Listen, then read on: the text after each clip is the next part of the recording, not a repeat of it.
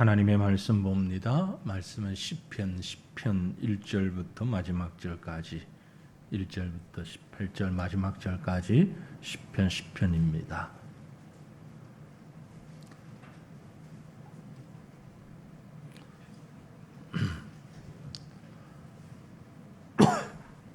시편 1절부터 마지막 절까지 한 절씩 저와 여러분 나누어서 말씀을 읽겠습니다.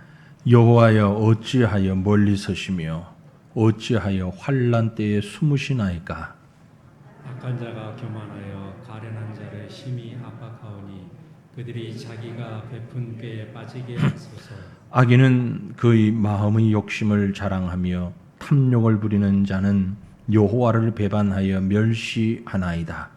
악인은 그의 교만한 얼굴로 말하기를 여호와께서 이를 감찰하지 아니하신다 하며 그의 모든 사상에 하나님이 없다 하나이다. 그의 길은 언제든지 견고하고 주의 심판은 높아서 그에게 미치지 못하오니 그는 그의 모든 대적들을 멸시하며 그의 마음에 이르기를 나는 흔들리지 아니하며 대대로 환난을 당하지 아니하리라 하나이다. 그 입에는 저주와 거짓과 포악이 충만하며 그의 혀 밑에는 잔해와 죄악이 있나이다. 그가 마을 구석진 곳에 앉으며 그 은밀한 곳에서 무지한 자들을 죽이며 그의 눈은 가련한 자를 엿보나이다. 사자가 자기의 굴에 엎드림 같이 그가 은밀한 곳에 엎드려 가련한 자를 잡으려고 기다리며 자기 그물을 끌어당겨 가련한 자를 잡나이다. 그가 굽으려 엎드리니 그의 포악으로 말미암아 가련한 자들이 넘어지나이다. 그가 그의 마음에 이르기를 하나님이 잊으셨고 그의 얼굴을 가리셨으니 영원히 보지 아니하리라 하나이다. 여호와여 일어나옵소서. 하나님이여 손을 드옵소서. 가난한 자들을 잊지 마옵소서. 어찌하여 악인이 하나님을 멸시하여 그의 마음에 이르기를 주는 감찰하지 아니하리라 하나이까. 주께서는 보셨나이다. 주는 재앙과 원한을 감찰하시고 주의 손으로 갚으려 하시오니 외로운 자가 주를 의지하나이다. 주는 벌써부터 고아를 도우시는 이시니이다. 악인의 팔을 꺾으소서. 악한 자의 악을 더 이상 찾아낼 수 없을 때까지 찾으소서. 여호와께서는 영원 무궁하도록 왕이시니 이방 나라들이 주의 땅에서 멸망하였나이다. 여호와여 주는 겸손한 자의 소원을 들으셨사오니 그들의 마음을 준비하시며 귀를 기울여 들으시고 고아와 압제당하는 자를 위하여 심판하사 세상에 속한 자가 다시는 위협하지 못하게 하시리이다. 아멘. 네, 오늘 우리가 시편을 보는데요. 1절이 그렇게 시작을 합니다. 여호와여 어찌하여 멀리 서시며 어찌하여 환난 때 숨으시나이까. 어찌하여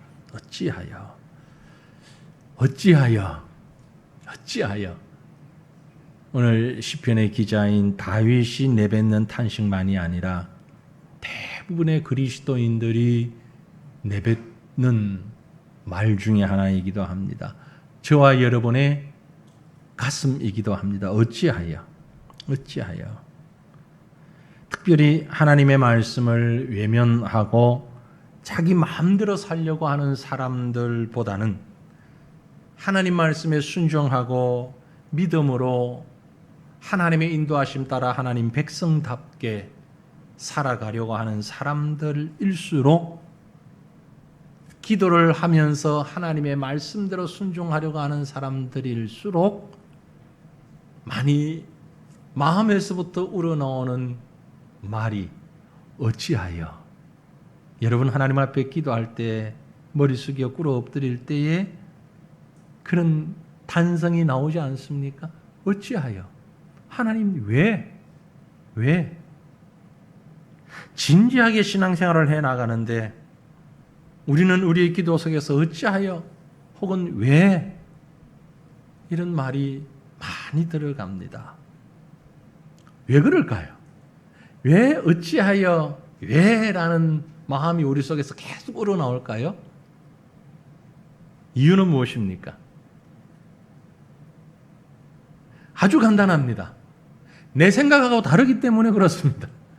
하나님이 하시는 일과 내가 생각하는 것이 똑같으면 어찌하여 왜? 라는 표현을 할 필요가 없어요. 그럼요. 암요 하나님. 역시나. 역시 하나님이시. 그런데 이게 서로 다르다 보니까 어찌해서 왜? 여러분 어떻습니까? 어느 게 많습니까? 암요. 그럼요. 암만 이 말이 많습니까? 아니면 하나님 왜요? 어째서요? 이게 많습니까? 아무 생각 없이 사시는 건 아니죠, 설마. 그것도 저것도 아니고 난 모르겠어. 그건 정말 생각 없이 사는 분들이죠. 왜? 어째서? 하나님과 우리의 방법과 생각이 다르기 때문에 나오는 말입니다. 그런 생각입니다. 그런데 말이에요. 시간이 지나가면 우리는 알게 됩니다. 하나님 생각과 내 생각이 달랐구나. 하나님의 기준과 하나님의 시각과 내 기준, 내 시각이 달랐구나. 우리가 마지막에는 알게 됩니다. 하나님의 생각이 너무나 높고 너무나 크고 너무나 완벽한데 우리는 아주 조그마한 생각, 아주 요것만큼밖에 없는 생각 속에서 왜? 갸우뚱거릴 때가 너무 많았지 않았는가? 그래서 우리가 가져야 할 태도가 있다면 하나님께 등을 보이는 게 아니라 우리 얼굴을 보여드리는 겁니다. 등을 보인다는 얘기는 아이고 하나님, 나 하나님과 같이 못 가겠어요. 하나님 내 생각하고는 달라요. 이게 아니고 하나님 그렇습니다. 예, 하나님 바라보며 가겠습니다. 하나님께 얼굴을 보이시기 바랍니다. 시편 9편과 10편 다윗이 마치 하나님이 멀리 서 계신 것 같고 하나님이 나타나지 않는 것 같고 우리가 하나님 믿고 따라가려고 하니까 너무너무 힘든데 결국은 하나님의 능력은 하나님의 손길은 하나님의 시간표대로 지금 진행되어 나간다는 것을 깨닫고 결국 이렇게 해서 하나님의 뜻이 이루어지는 것이군요. 고백하는 시인의 마음으로 적은 시가 9편과 10편입니다. 10편 9편을 할 때 말씀드렸습니다. 10편 9편과 10편은 원래 하나의 시였던 것 같다. 단정은 아니지만 추정을 합니다. 하나였던 것 같다. 왜냐하면은 기억하십니까? 9편 10편을 이어서 무슨 시라고요? 무슨 시라고 그랬죠? 답관시. 조금 쉬운 말로 알파벳 시. 알파벳 형식의 시.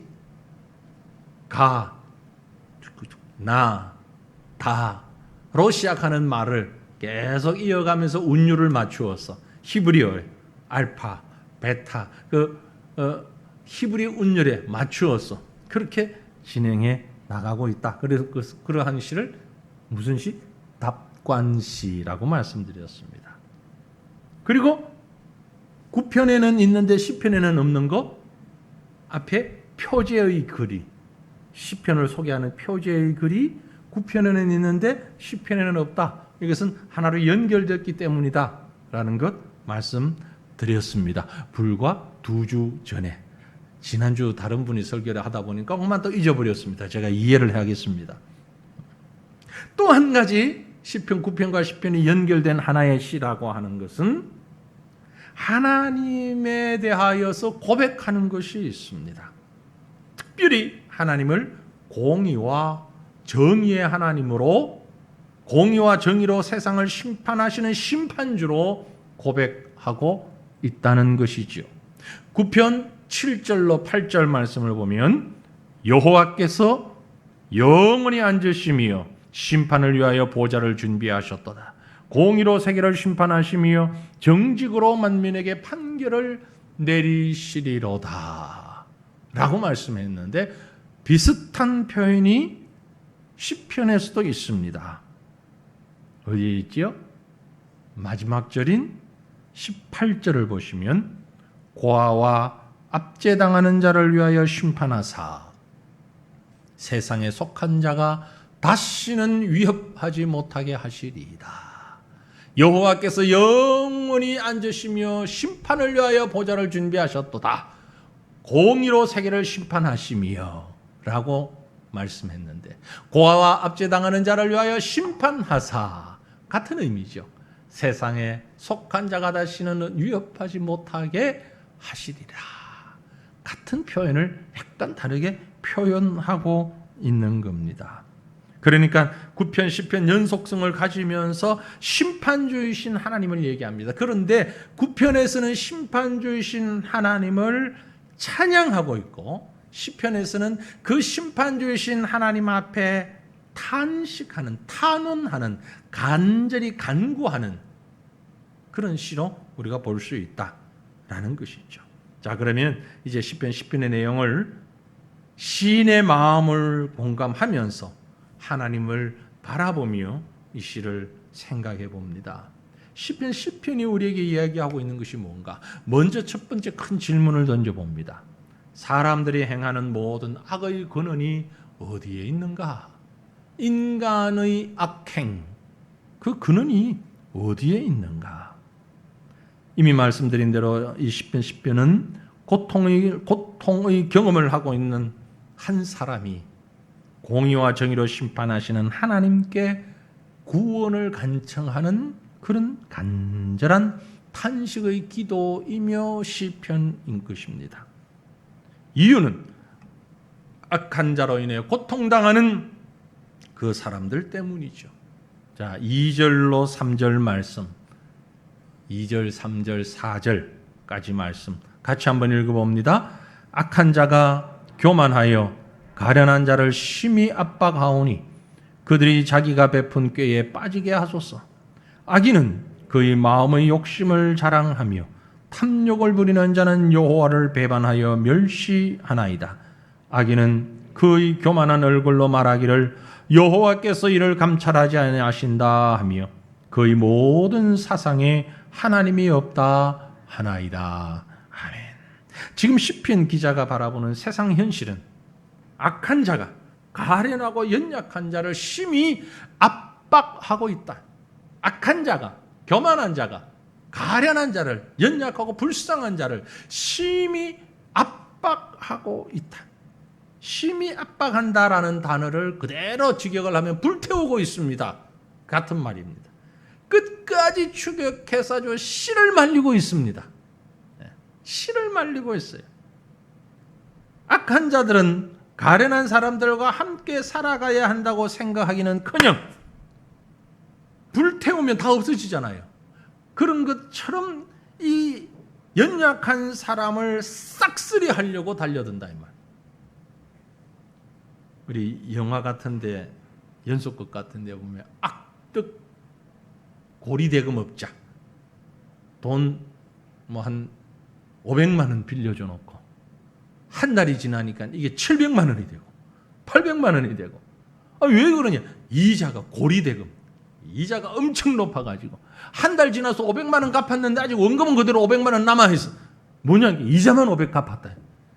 이건 난지 사람을 잡는 거죠. 그러다가 아주 이제 깍두기 아저씨들 동원해가지고 밀어내죠. 신체 포기각서 적으라고, 이것 가지고 해가지고 돈 갚아라고. 이제 말도 안 되는 소리인데 자기 나름대로는 말이 되는, 그게 심히 압박하는 모습이에요. 심히 압박한다는, 그렇게 한다. 완전히 이건 죽으라고 달려드는, 자기 유익을 위해서, 자기의 어떤 목적을 성취하기 위해서. 그런 압박을 버티는 사람은 7절부터 10절에 보면 그 가련한 자가 어떻게 압박을 받는가를 잘 드러내고 있어요. 그의 입에는 저주와 거짓과 포악이 충만하고 그의 혀 밑에는 잔해와 죄악이 있고 마을 구석진 곳에 앉으며 은밀한 곳에 무지한 자를 죽이며 그의 눈은 가련한 자를 엿보고 사자가 자기 굴에 엎드림 같이 은밀한 곳에 엎드려 가련한 자를 잡으려고 기다리는, 자기 그물을 끌어당겨 가련한 자를 잡나이다. 아주 표현할 수 있는 지금 시적 표현을 다 한 겁니다. 온갖 악한 말로, 네. 온갖 악한 말로. 악한 자가 이처럼 악을 행하는 일에 스스럼없이 행할 수 있었던 이유가 뭘까? 그 이유가 뭘까? 금방 우리가 본 말씀 4절에 보면 악인은 그의 교만한 얼굴로 말하기를 여호와께서 이를 감찰하지 아니하신다. 그러면서 그의 모든 사상에 하나님이 없다 하나이다. 하나님? 그런 거 없어. 이게 악인의 마음. 왜 그렇게 어떻게 사람이 저렇게까지 어떻게 저렇게 되지? 마음에 하나님이 없으니까. 혹시 우리 성도님들 제가 웬만큼은 알고 있는데 우리 성도들 가운데 고리대금업을 하는 분이 계신다면 빨리 회개하고 청산하십시오. 그건 직업으로 가질 수 있는 게 아닙니다. 그 특별히 믿는 사람이 성도가 가질 직업이 아니에요. 네? 뭐 직업에 귀천이 없다고는 합니다만은 선악은 있습니다. 그죠? 직업에 귀천은 없지만 선악은 있어요. 고리대금업은 하지 마시고, 네, 그런 돈 있으면 교회 더 그대로 가지고 오세요. 그런 사람한테는 교회 다 내놔라고 얘기해도 괜찮아요. 그래야 복 받으니까. 회개하고. 성도가 할 일이 아닙니다. 어떤 사람이 하냐? 마음에 하나님 없는 사람이 하는 거예요. 그 사상에 하나님이 없는 사람. 똑같은 표현을 11절에서는 뭐라고 했습니까? 11절에 그가 그의 마음에 이르기를 하나님이 잊으셨고 그의 얼굴을 가리셨으니 영원히 보지 아니하시리라 하나이다. 하나님이 잊어버렸다. 하나님이 우리입니까? 우리는 너무 잘 잊어버리잖아요. 그죠? 얼마나 잊어버리는지. 집에서든 교회에서든 제가 나갈 때 이걸 가지고 가야지 잊어버려. 하다못해 이제 신발 신는데 앞에 딱 두는데 그 펄쩍 뛰어넘어서 그대로 나갈 때도 있어. 이걸 왜 여기 둬서 그러고 펄쩍 뛰어넘어나. 그랬다니까 그러지 말고 이제 신발 위에 올려놓으래요. 그래 안 잊어버리고 들고 나간다고. 이게 우리인데 하나님이 우리인 줄 알아요? 자꾸 잊어버리신 줄 알아요? 죄송하지만 하나님은 금망증이 없으십니다. 하나님은 잊어버리지 않으십니다. 잊어버리지 않으세요.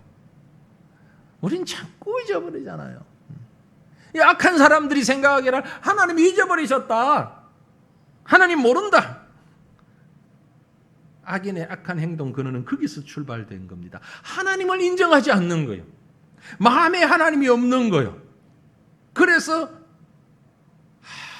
하나님 없는 사람은요, 러시아의 대단한 문호죠. 도스토예프스키.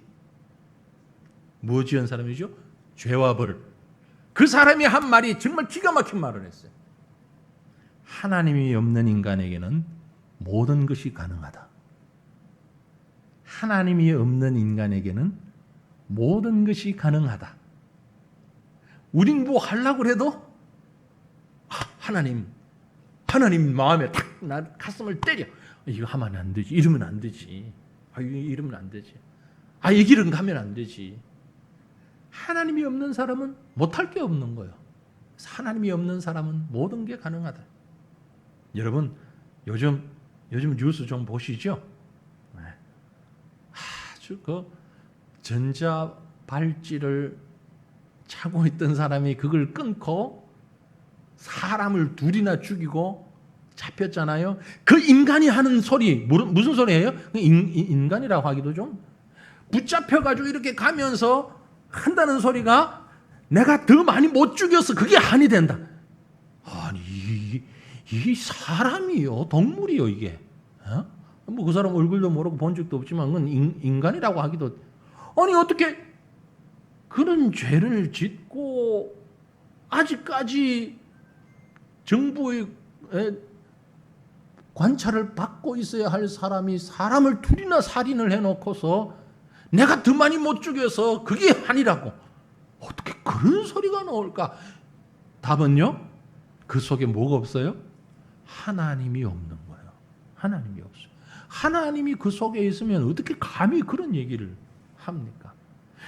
기가 막힌 뉴스 또 여러분 있죠? 엄마하고 딸하고 둘이 같이 아기를 낳았는데 이게 다 바뀌었다 안 바뀌었다, 하나를 죽였다 안 죽였다, 버렸다, 아직도 법이 그걸 찾아내지를 못하고, 애는 분명히 둘인데, 애 낳은 사람 둘인데 애는 하나밖에 없어. 근데 또 한 사람은 안 낳았대, 극구. 근데 DNA 검사를 해보니까 이 애는 또 외할머니라고 하는 그 사람의 애래. 이게 외할머니야 엄마야 그럼 이모하고 뭐 어떻게 된 거야? 생각하다가 헷갈려가지고 생각하기 싫어. 아니 뭐 세상에 이런 일이 다 있냐고. 네? 제가 그 뉴스를 보면서 무슨 생각한 줄 알아요? 혹시 DNA 검사가 잘못되는 것 아닌가? 근데 99.9% 정확하대요. 그건 또 혹시 틀릴 수도 있지 않나? 안 그러면 저렇게까지 얘기를 할 수 있나? 아니 뭐 정리가 안 돼. 정리가 흑이야 뭐. 수사하는 사람들도 정리가 안 되는데 우리가 어떻게 정리되겠어요? 정리 안 되지. 어떻게 이런 일이 일어날 수 있지요? 답은 하나님이 안 계셔서 그래. 어디? 그 마음에. 정말 입에 담을 수도 없는 그런 일들이 있어. 악한 사람은요, 자기 마음에 있는 욕심을 자랑합니다. 의인은, 하나님의 백성은 뭘 자랑합니까? 하나님을 자랑합니다. 악인은 자기 중심이에요. 의인은 하나님 중심입니다. 탐욕을 부리는 자는 하나님을 모독하고 하나님을 멸시합니다. 왜냐하면 그 마음속에 하나님이 안 계시고 마음속에 탐욕을 충족시키기 위해서는 하나님이라는 존재가 없어야 되기 때문에 그렇습니다. 그래서 악인은 아주 교만한 얼굴로 말하기를 하나님은 나를 보지 않으신다. 잊어버렸다. 나를 감찰하지 않으신다. 우리가 전도하다 보면 아주 가까이 있는 사람으로부터도 그런 소리 들을 수도 있는데, 전도하다 보면 특별히 한 장 근황하게 된 사람들이 하는 말이, 하나님 어디 있어? 나와보라 그래. 하나님 어디 있어? 한번 나와봐라 그래. 하나님 있으면 당장 나한테 천벌을 내리라 그래. 봐, 하나님 없잖아. 오만방자하며 하나님을 모욕하는 사람. 그런데요, 사실은 하나님이 지금 안 계신 게 아니고, 잊어버리신 게 아니고, 뭐 하고 계십니까? 참고 계시는 거예요. 하나님은 참고 계시는 거예요. 왜? 하나님 어째서 그런 걸 참으세요? 그게 바로 나하고 하나님하고 다른 점이에요.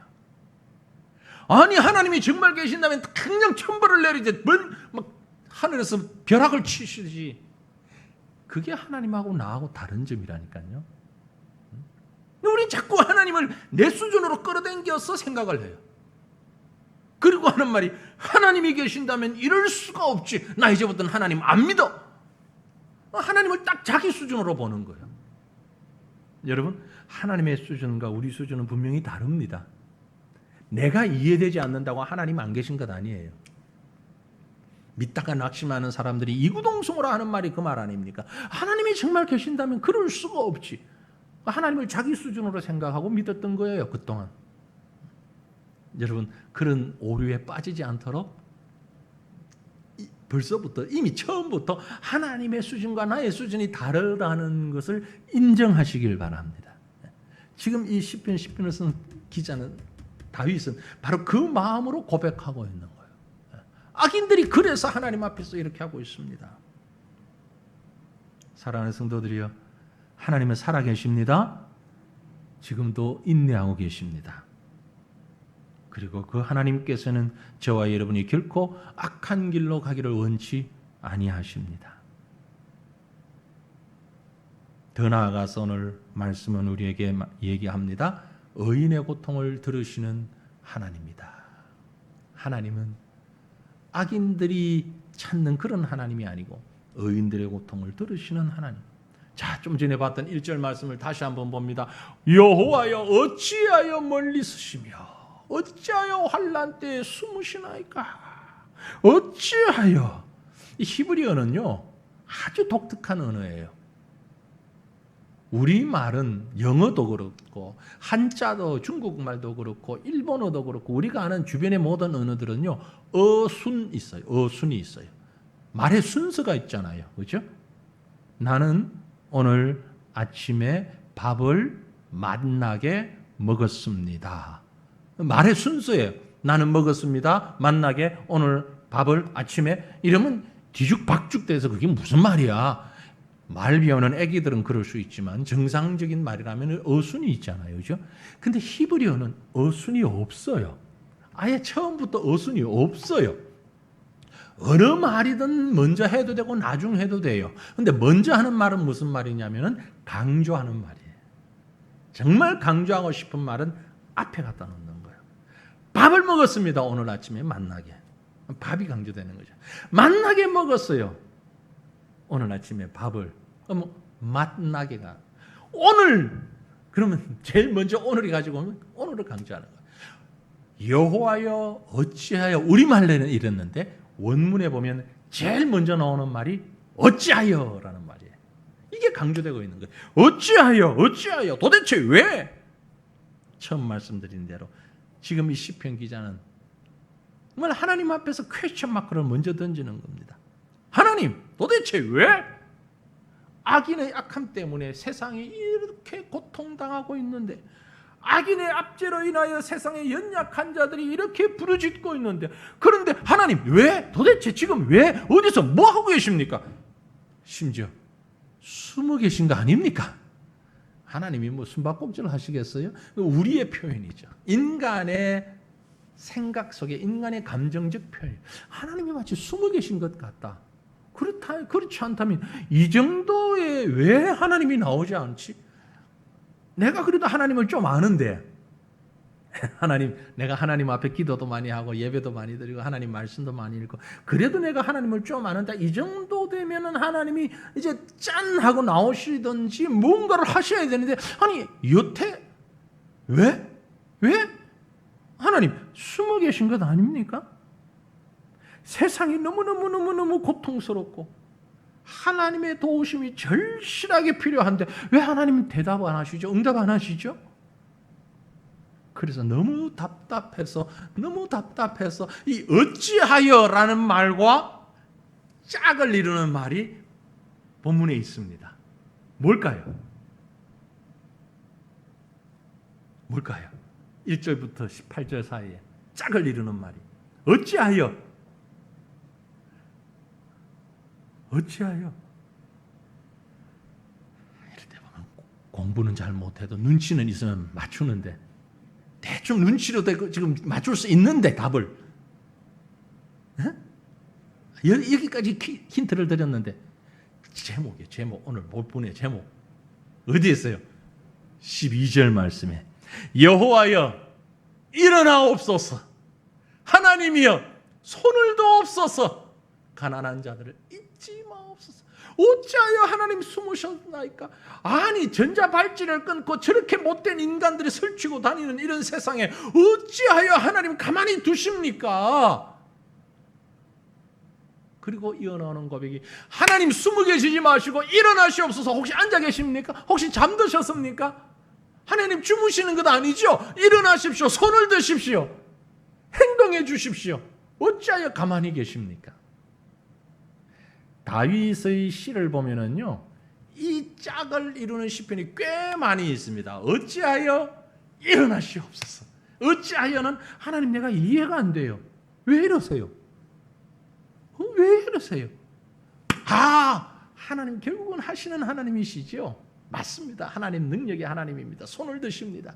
어찌하여 일어나 손을 드시옵소서. 이게 시적 표현이에요. 다윗이 가진 그 시적 감정을 이렇게 표현하고 있는 거예요. 우리가 어떤 이야기를 할 때에 질문을 하고 답을 주잖아요. 그죠? 그러면 스스로에게 다른 사람에게도 이해가 되고 설명이 잘 되죠. 질문은 그래서 답을 얻기 위한 것이라기보다는 강조하기 위한 도구로도 사용이 됩니다.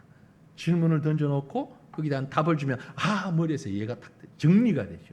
다윗의 시에 그런 이 형식을 많이 사용하고 있다는 거죠. 일어나옵소서. 멀리 계시지 마시고 이제는 일어나서 세상의 탄식과 부르짖음에 응답해 주옵소서. 정말 하소연합니다. 손을 두옵소서. 하나님이 손 내리고 계십니까? 하나님 손은 없지요. 영이신데 그런데 여기 손을 드시옵소서라는 얘기는 하나님 능력을 행하시옵소서. 하나님 역사하여 주시옵소서. 하나님 내 생애 가운데 손을 드시고 역사해 주시옵소서. 이게 바로 믿는 성도의 모습이고, 이런 탄식을 할 수 있는 자가 믿음 있는 자입니다. 믿음이 없으면 이런 탄식도 못해요. 안 합니다. 그렇죠? 하나님이 침묵하실 때, 불신자들의 태도는 뭡니까? 에이, 재수가 없어가지고. 그게 불신자들의 반응입니다. 신자의 반응은요?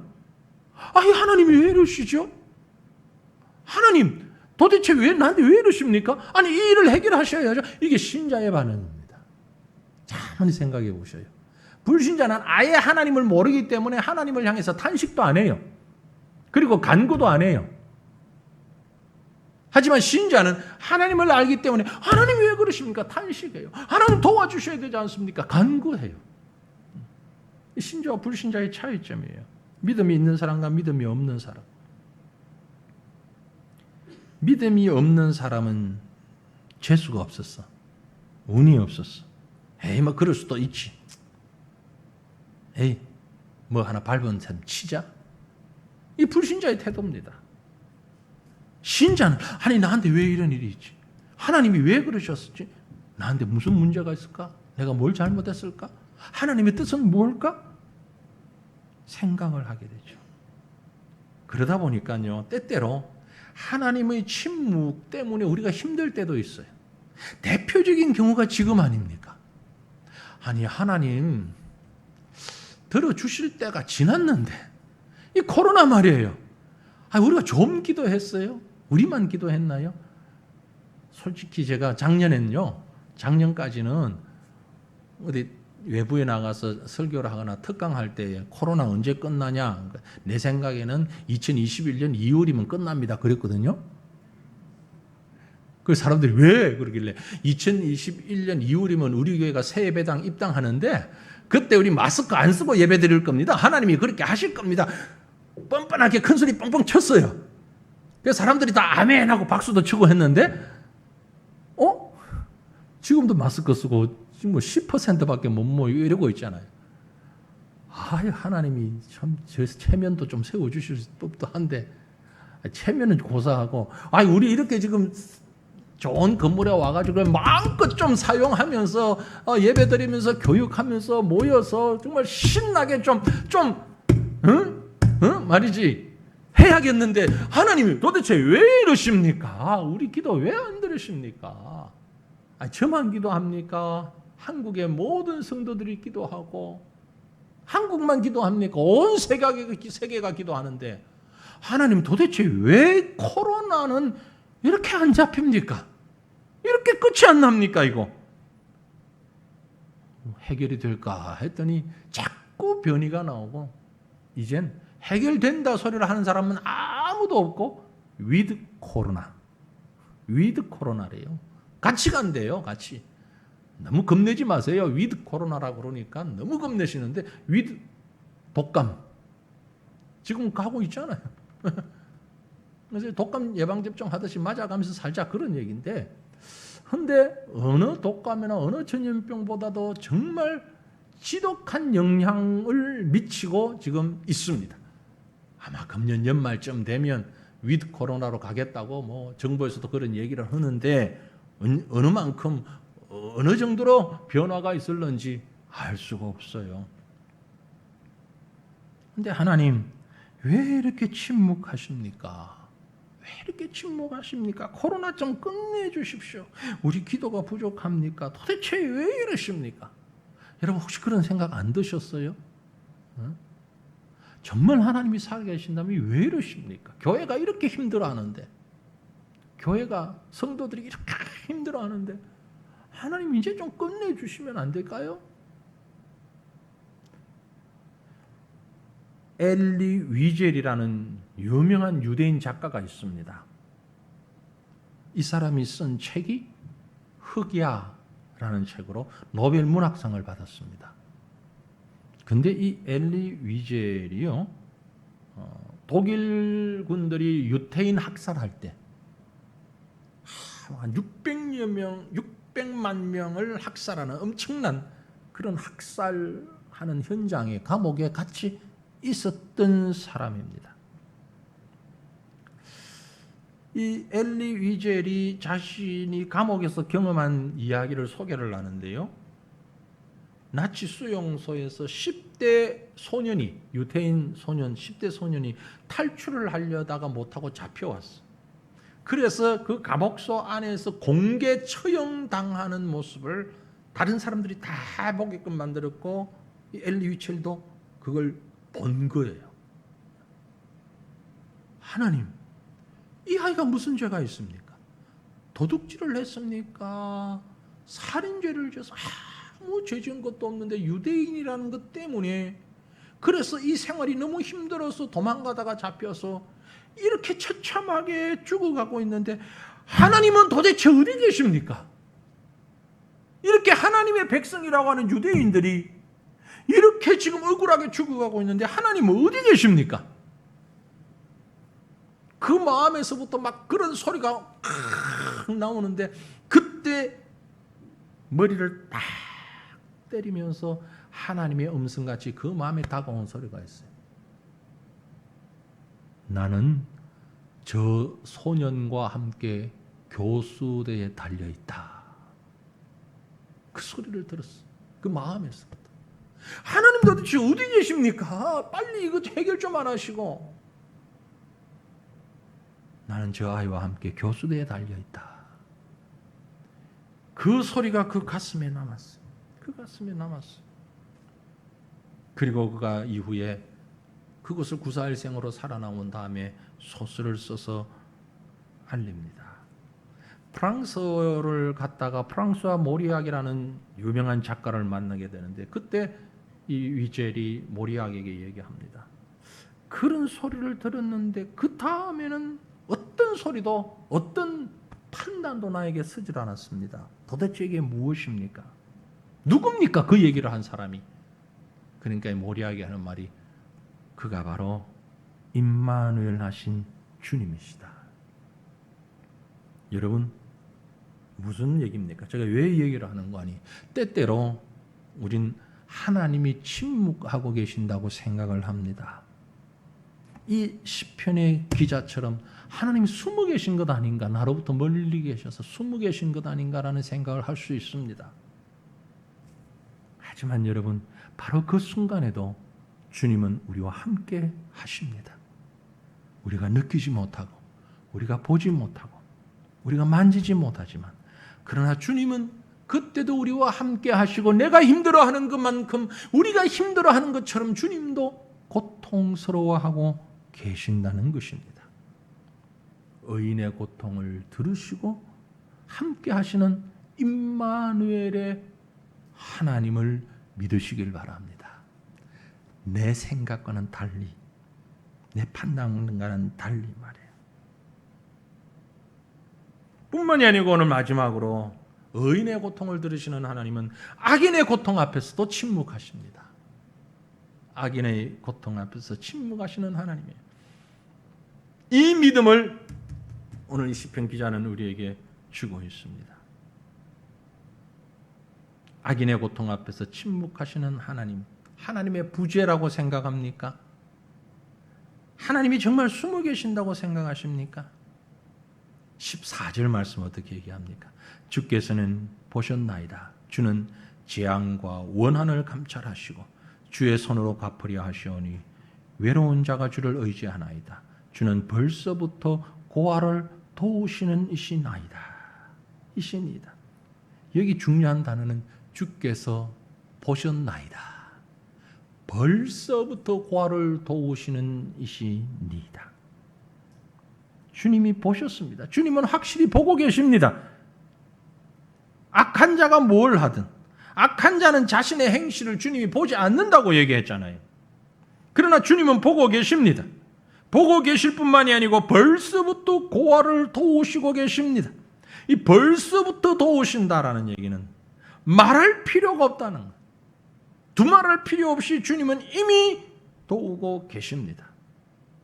그래서 다시 요구하며 고백합니다. 15절에 악인의 팔을 꺾으소서. 악한 자의 악을 더 이상 찾아낼 수 없을 때까지 찾으소서. 하나님, 저 악한 자가 더 이상 없도록, 이 시적인 표현이지만 악한 자의 악을 더 이상 찾아낼 수 없을 때까지 찾으소서. 요즘 유행하는 말로 단 4글자로 줄이면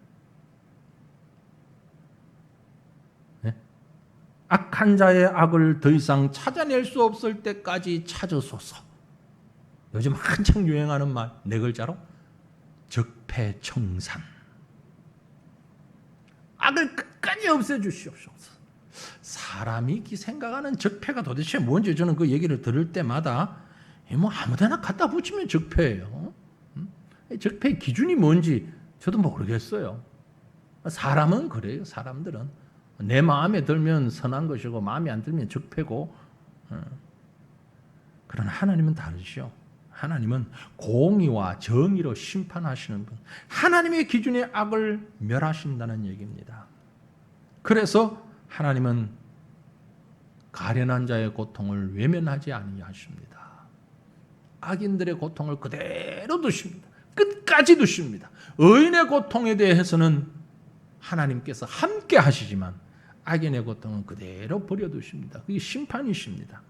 그래서 이제 시편 기자는 보면 17절 18절 이런 고백으로 마무리합니다. 17절 18절 같이 읽습니다. 여호와여, 주는 겸손한 자의 손을 들으셨사오니 그들의 마음을 준비하시며 귀를 기울여 들으시고 고아와 압제당하는 자를 위하여 심판하사 세상에 속한 자가 다시는 위협하지 못하게 하시리이다. 아멘. 오늘 이 시인은 이 간구의 확신으로 끝을 맺고 있습니다. 하나님께서는 겸손한 사람, 가련한 사람, 가난한 사람, 어려운 사람, 연약한 사람의 소원을 이미 들으셨습니다. 앞으로도 들어주실 것이고 그 확신을 가지고 간구합니다. 그래서 항상 가난하고 어려운 사람, 대표적인 고아와 과부들, 그 중에 압제당하는 사람들을 위하여 변호하시고 무엇보다 세상에 속한 자가 다시는 악한 자가 더 이상 활개치지 못하도록 하나님이 인도해 주실 줄을 믿습니다. 그렇습니다. 사랑하는 성도들이여, 우리 하나님은 공의와 정의의 하나님, 그래서 악한 자의 편이 되지 아니하시고 악한 자를 인정하지 아니하시고 연약한 자, 겸손한 자, 고통 가운데 있는 자들을 동행하시며 위로하시는 하나님이십니다. 그 하나님을 분명하게 알았기 때문에 어찌하여 하나님이 이처럼 역시 하나님이십니다. 주님께서 일어나시고 주님께서 일어나셔서 보셨습니다. 이제 하나님이 공의로 심판하실 줄을 내가 믿습니다. 이 고백을 하고 있는 겁니다. 사랑하는 성도들이요, 오늘 아침 말씀과 오후 말씀이 내용상 연결이 되는 것 같기도 한데요, 우리의 아픔, 우리의 고통, 우리의 죄악됨, 내가 지금 어디에 서 있는지를 돌아보면서 하나님이 떠나 계신 것이 아니고 내가 하나님을 떠나 다른 곳에 있지는 아니한지, 하나님이 나를 떠나신 것이 아니고 내가 하나님을 떠나 베델에 올라가지 못하고 다른 곳에 머물러 있는 것은 아닌지 스스로를 돌아볼 수 있기를 원합니다. 하나님은 항상 우리와 함께 계십니다. 하나님은 잠시도 우리를 떠나 계시지 아니합니다. 어찌하여 의문이 있을 때에 역시 하나님은 일어서셔서 공의로 정의로 심판하시는 하나님이십니다.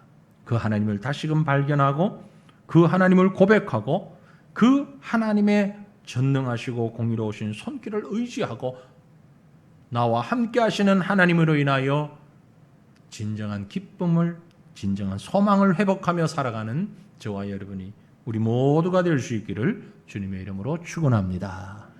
우리 함께 기도하겠습니다. 이 시간 한 마음으로 기도할 때, 하나님, 우리에게 주어진 여러 가지 상황들은 힘들고 어려워 때때로 우리가 어찌하여 왜라고 하나님 앞에 대항하듯 울부짖을 때가 얼마나 많은지 모릅니다. 그럼에도 불구하고 우리 속에는 하나님이 계신 것을 믿습니다.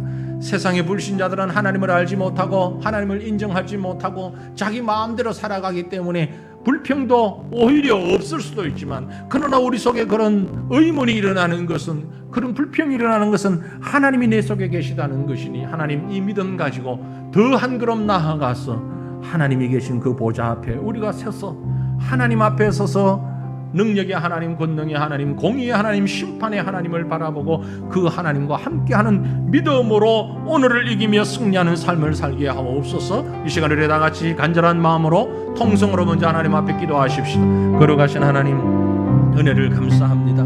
우리를 사랑하시는 하나님, 우리와 동행하시는 하나님, 우리를 통해서 일하시는 하나님, 역사하시는 하나님, 그 하나님 임마누엘의 하나님을 우리가 믿습니다. 때때로 하나님, 우리가 이해되지 못하고 용납되지 못하고 내 생각으로, 내 기준으로, 내 판단으로 도저히 이해되지 아니하여서 왜 그러십니까? 하나님 어찌하여 탄원하며 탄식하며 하나님 앞에 내 모든 안타까움을 토로할 때가 얼마나 많은지 모릅니다. 그럼에도 불구하고 우리 하나님은 의인의 간구를 들으시며 악인의 소리에 귀를 막으시는 여호와 하나님이신 것을 우리가 압니다. 공의와 정의로 의로 심판하시는 여호와 하나님이시기 때문에 지금도 살아계시며 고통 가운데서도 우리와 함께 하시고, 아버지 하나님 핍박 가운데서도 우리와 함께 하시고, 저 악인의 번성함이 온전한 영광이 아닌 것을 우리가 너무나 잘 압니다.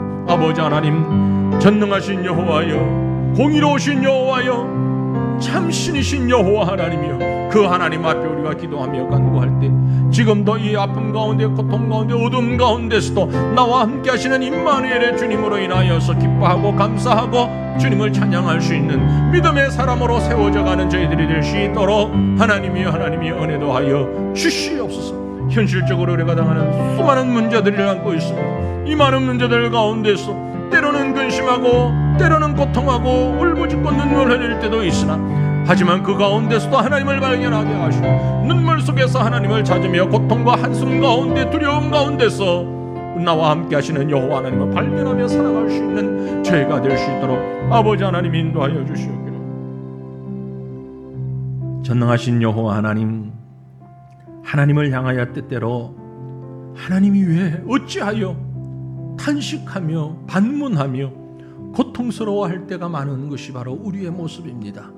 우리의 불신앙 때문이 아니라 우리의 잘못된 기준으로 인하여서 하나님을 내 생각대로 끼워 맞춰서 생각하려고 하다 보니 어찌하여 왜라는 의문 가운데서 헤어나오지 못하고 있는 연약한 저희들이 있음을 용서하여 주시옵소서. 하나님, 나의 기준으로 하나님을 볼 것이 아니라 하나님의 기준에서, 하나님 편에서 나를 볼 수 있는 귀한 은혜를, 이런 시각을 우리에게 허락하여 주시옵기를 주여 간절히 빌고 원하옵나이다. 거룩하신 여호와 하나님이 나와 함께 하심에 그 하나님으로 인하여서 기뻐하고 감사하고 찬양하는 저희가 되게 하옵소서. 하나님이 힘듭니다. 어렵습니다. 두렵고 떨릴 때가 너무나 많이 있습니다. 그러나 그 눈물 가운데서 나와 함께 하시는 하나님, 한숨 가운데서도 나와 함께 하시는 하나님, 두려움 가운데서도 나와 늘 같이 계시는 임마누엘의 하나님께서 그 십자가에서 내가 주님과 함께 있음을 깨닫는 성숙한 믿음의 사람 될 수 있도록 복내려 주시옵소서. 하나님, 전염병으로 인하여서 많은 사람들의 믿음이 정말 낙담하는 가운데 있고 주님을 떠난 자들도 있습니다. 소원해져 있는 자들이 있습니다. 의문 가운데 머물러 있는 자들도 있습니다. 하나님, 불쌍히 여겨주시고 저들에게 다시 한번 임마누엘의 하나님을 허락하여 주시어서 깨달음을 허락하시고 이 아픔 가운데, 이 고통 가운데, 이 어두움 가운데서도 나와 함께 하시는 하나님으로 인하여서 새 힘을 얻고 새롭게 용기를 가지고 다시 한번 일어날 수 있는 믿음의 사람들 다 될 수 있도록 역사하여 주시옵소서. 실수하고 범죄하고 넘어지고 좌절하고 그럼에도 불구하고 다시 일어나게 하시는 하나님의 손길이, 공의와 정의의 하나님의 손길이 우리를 구원하시고 결코 죄악을 용납치 아니하시는 하나님이신 것을 다시 한번 확인하는 우리의 삶이 되게 하옵소서. 이 한 주간 동안 우리가 세상에서 살아갈 때에 하나님 범죄하는 자리에 들지 않게 하시고 탐욕스러운 자리에 들지 아니하게 하시고 하나님의 사람으로, 하나님의 백성으로 임마누엘의 주님과 늘 동행하는 하나님의 자녀로 복된 삶을 살 수 있도록 은혜 베풀어 주시옵소서. 오늘도 우리와 함께 하시는 여호와 하나님 감사를 올려드렸고 거룩하신 우리 주 예수님 이름으로 기도 올리옵나이다. 아멘. 이제는 우리 주 예수 그리스도의 은혜와 하나님